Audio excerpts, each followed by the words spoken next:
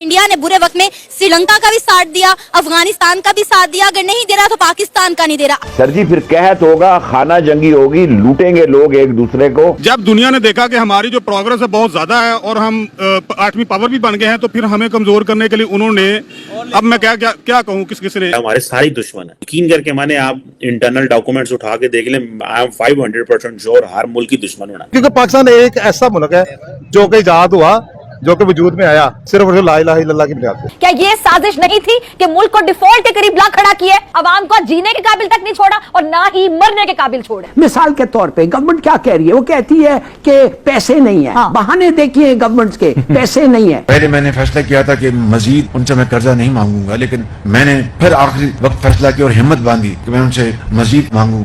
तो मैंने कहा कि जनाब मेरे आप बड़े भाई हैं और मुझे बड़ी शर्म आ रही है, लेकिन मजबूरी है, हमारे मामलात जो माली मामलात जो हैं आप जानते हैं, आप मुझे $1 अरब और दे दें। सर इंडिया से अलग इसलिए हुए थे कि डेवलप हो सके।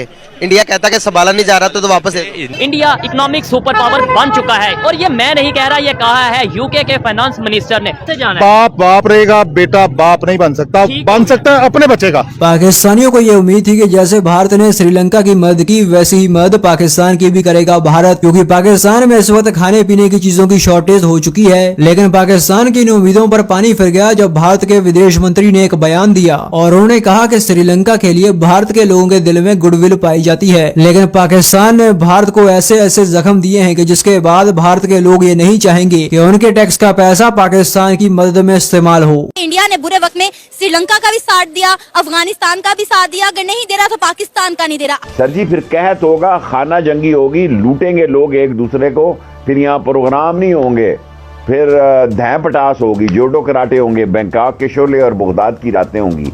लोगों के हालात से ये लोग वाकिफ नहीं है, लोग गले पड़ने के करीब तरीन है। पाकिस्तान आज ऐसे ही दौर से गुजर रहा है। चॉकलेट से दूध तक और सेब से लेकर प्याज तक हर चीज यहाँ बाहर से मंगवाई जाती है। जरा गौर से सुनिएगा, हर चीज बाहर से मंगवाई जाती है, वो भी कर्ज के डॉलर से। लेकिन क्या कोई सबक सीख रहा है? 2400 रुपए का किलो लिया है हमने घी, आज वो कह रहे थे 3310 रुपए का है। तो ये आप इस तरफ इशारा कर रहे हैं कि खुदा न खास्ता लोग, अब मैं कहना नहीं चाहता कि फूड राइट्स का कोई खुदा न खास्ता सिलसिला तो नहीं बन रहा। आप क्या नब्ज आपकी बता रही है आपके जो वोटर्स और आपके सपोर्टर्स हैं? मैंने आपके प्रोग्राम में कह दिया कि अप्रैल मई तक काम तमाम हो जाएगा, या कहत होगा खाना जंगी होगी या इलेक्शन की डेट होगी। जयशंकर ने भी कहा कि उनका श्रीलंका के साथ जो रवैया था जब श्रीलंका दिवालिया हुआ था, वैसा रवैया पाकिस्तान के साथ चाहकर भी नहीं अपना सकते। कि उन्होंने कहा कि जी हम श्रीलंका के तो हमारे बड़े पुराने उनके साथ रिलेशनशिप है, रिलेशनशिप आपके पाकिस्तान के साथ भी सदियों से है, इसमें कोई शक नहीं। ये तो अभी 76 साल पहले की बात है, हम एक ही लोग थे। हमारा आपका डीएनए उनके, अगर आपका डीएनए उनके साथ भी मिलता है, हमारे साथ भी मिलता है, इसमें कोई शक। इसमें खाना पीना सोचे हर चीज एक है। ये आप बिल्कुल ये नहीं कह सकते कि श्रीलंका के आपके साथ मुमासलत है, मिलती है तो पाकिस्तान के साथ नहीं मिलती। हाँ ये जरूर है, दोनों साइडों ने 76 साल के ऊपर इन नफरतों के ऊपर कारोबार, इसमें कोई शक। डिवीजन जो हुई थी उस पे भी जो 2 नेशन थ्योरी थी उसके बारे में भी मिली जुली राय है, कुछ ठीक है कुछ गलत है। लेकिन मैं ये इससे डिसएग्री करूंगा कि जयशंकर साहब आप श्रीलंका को करेंगे। और दूसरा, श्रीलंका के साथ हमारा डिफरेंस सिर्फ इतना है कि श्रीलंका की आबादी हमसे बहुत कम है, उनका रेट ऑफ लिटरेसी बहुत ज्यादा है हम लोगों से। डॉक्टर जयशंकर साहब मैं समझता हूं is a very visionary person, is a very पढ़े लिखे इंसान है। कि डॉक्टर साहब देखें, आप इस वक्त रीजनल पावर बनने की कोशिश भी कर रहे हैं, कई चीजें आपने अचीव भी कर ली, G20 भी आपके पास है, एससीओ की भी आपके पास है, you are moving towards the permanent seat in United Nations Security Council. तो ये सारी चीजें आप तय करते जा रहे हैं, लेकिन ये किस तरह पॉसिबल है कि आप एक इस रीजन में एक कंट्री जो आपके बिल्कुल साथ, और वहां अगर आग का समा है, वहां पे अगर अमन नहीं है तो आप सुख के नींद सो सकेंगे? Is it possible? मेरे ख्याल में नहीं। और दूसरा देखिए ना, मुसलसल आपको एक आंख खुद भी रखनी पड़ेगी। यहाँ पे तो देखे ना, हमारे तो मुझे अभी याद है जब वो मुंबई का हादसा हुआ था, चीजें हुई थी, तो किसी ने कहा था, जो हमारे हाई कमिश्नर थे लंदन में, उन्होंने कहा था भाई इसमें किसी ने उनसे सवाल किया अगर भारत आप पे अटैक कर दे, तो उन्होंने कहा था भाई भारत हम पे अटैक करे तो उन्हें क्या नुकसान होना, हमारा क्या नुकसान होना। तो किसी ने पूछा क्यों भाई, उन्होंने कहा भाई उनकी इकॉनमी खराब हो जाएगी, हमारी तो इकॉनमी है ही नहीं। देखिए ना, आज अगर देखा जाए, आप ये कहें कि हमने पाकिस्तान की मदद नहीं करनी, मैं नहीं कहता कि आप पाकिस्तान की मदद करें। एक बुजुर्ग कहा करते थे, कहते यार जब सड़क पे जा रहे होते ना तो आप समझा करो, he was basically giving a logic कि जब सड़क पे जा रहे हो तो समझा करो सारे लोग अंधे हैं, आपने अंधों के अंदर से गुजरना है। आप ये ना समझो कि मुझे अगला बंदा बचाएगा, आपने खुद बचना है। तो आप जब गाड़ी चला रहे हो, साइकिल पे हो, पैदल चल रहे हो, तो आपने अपने आप को गाड़ी, मोटरसाइकिल,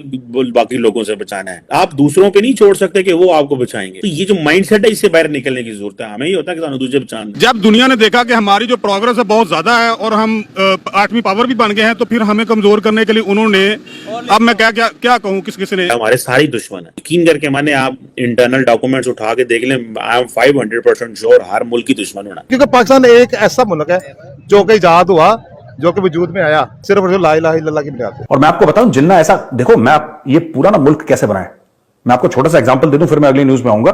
पाकिस्तानियों बुरा मत मानना, जिन्ना ने इस्लाम के नाम पे पाकिस्तान बनाया, ठीक है, जिन्ना ने इस्लाम के नाम पे पाकिस्तान बनाया, चलो बना दिया। जिन्ना सुअर खाता था, जिन्ना शराब पीता था, दोनों चीज हराम है इस्लाम में। जो इंसान सुअर का गोश्त खाता था, सुअर का मीट खाता था और शराब पीता था, उसने बना दिया पाकिस्तान, ठीक है, चलो बन गया पाकिस्तान, वेरी गुड। फिर उसने बनाई पाकिस्तान की नेशनल लैंग्वेज उर्दू, और वो खुद उर्दू नहीं जानता था बोलना, अंग्रेज का बच्चा था वो, भाई अंग्रेज आदमी था, वो थोड़ा ना बोलता था उर्दू। तो ना वो इस्लाम को मानता, ना वो नमाज पढ़ता, सुअर का गोश्त वो खाता, शराब वो पीता, उसने बना दिया पाकिस्तान इस्लाम के नाम पे। खुद उर्दू नहीं जानता, उसने बोला कल से तुम सब उर्दू बोलोगे। जब ऐसे दोगलेपन में कोई मुल्क जन्म ले, और जिसका फादर ऑफ द नेशन, मैं अपनी बात नहीं कर रहा, काफी पाकिस्तानी कहते हैं कि हम आपको बाबा कौम मानते हैं पाकिस्तान का, मैं उनके लिए बात नहीं कर रहा, ऐसी बात नहीं है, आपने जो इज्जत दी उसके लिए बहुत बहुत शुक्रिया, लेकिन I don't want to become बाबा कौम ऑफ पाकिस्तान। हम बात कर रहे थे जिन्ना की। और जिन्ना यार, जिन्ना मुझे एक बात बताओ, जिन्ना ने खुद बोल बोल के ये मैं वो पाकिस्तान इस्लाम के नाम पे, और सारे फ्रॉड उसने करे। जब फ्रॉड का बीज लगेगा तो उसमें तो फ्रॉड ही पैदा होगा, उसमें 420 पैदा होगी, और 420 पैदा हो रही है। मिसाल के तौर पे गवर्नमेंट क्या कह रही है, वो कहती है कि पैसे नहीं है। बहाने देखिए गवर्नमेंट के, पैसे नहीं है। पहले मैंने फैसला किया था कि मजीद उनसे मैं कर्जा नहीं मांगूंगा, लेकिन मैंने फिर आखिरी वक्त फैसला किया और हिम्मत बांधी कि मैं उनसे मजीद मांगू। तो मैंने कहा कि जनाब मेरे आप बड़े भाई हैं और मुझे बड़ी शर्म आ रही है, लेकिन मजबूरी है, हमारे मामलात जो माली मामलात जो हैं आप जानते हैं, आप मुझे $1 अरब और दे दें। हिंदुस्तान जिसकी 1 अरब 300 करोड़ आबादी है, पैदा से उनकी तो कोई जरूरत नहीं थी। जब वो कैंसर से मर रहे थे, उन्होंने किसी को ये पता नहीं चलने दिया कि उनको कैंसर है। काठमांडू के नेपाल में अल्लाह ने पाकिस्तान में 12 मौसम दिए हैं, 1600 180 औसत आमदनी थी। On the border region of Germany and Japan, they had joint industries. मैं भी ये समझता हूँ कि जो अल्लाह ने 1,40,000 पैगंबर भेजे थे दुनिया में, 95 और 92 के बीच में 7 सालों में सिखों का मक्का और मदीना पाकिस्तान में जब पाकिस्तान बना है तो इसकी आबादी 40 करोड़। अब मेहरबानी करें कि जाएं और शेर के ऊपर